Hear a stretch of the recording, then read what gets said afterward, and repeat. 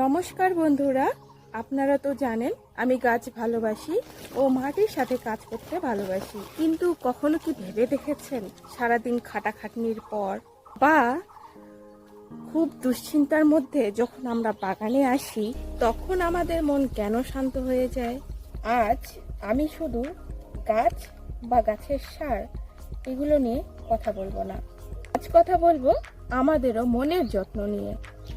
বাগান করা কিভাবে আমাদের মানসিক চাপ কমাতে সাহায্য করে সেই বিষয়ে আজকে এই ভিডিওতে আলোচনা করব। প্রথম পয়েন্ট, মানসিক চাপ বা স্ট্রেস কমানো।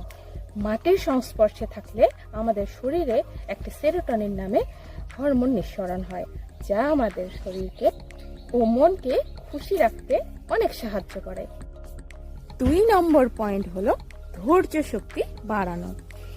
একটি বীজ থেকে চারা হওয়া বা এই ফুল ফোটা পর্যন্ত আমরা যেভাবে অপেক্ষা করি সেটি কিন্তু আমাদের জীবনেও ধৈর্য ধরতে শেখায়।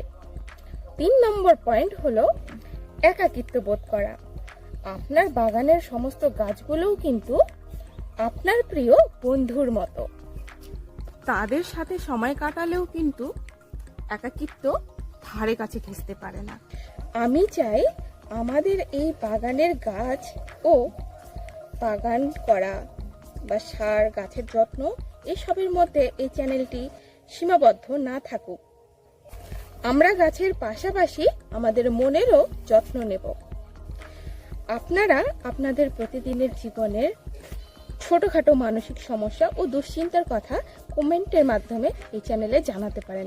আমি চেষ্টা করব সেগুলির বাগানের সাথে সহযোগিতা করে তোমাদের প্রবলেম সলভ করার। মনে রাখবেন, আমরা যেমন বাগানের আগাছা পরিষ্কার করি তেমনই ঠিক আমাদেরও মনের আগাছা পরিষ্কার করা জরুরি, যেমন নেতিবাচক চিন্তাভাবনা।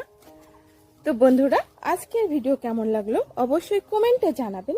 দেখা হবে পরের ভিডিওতে।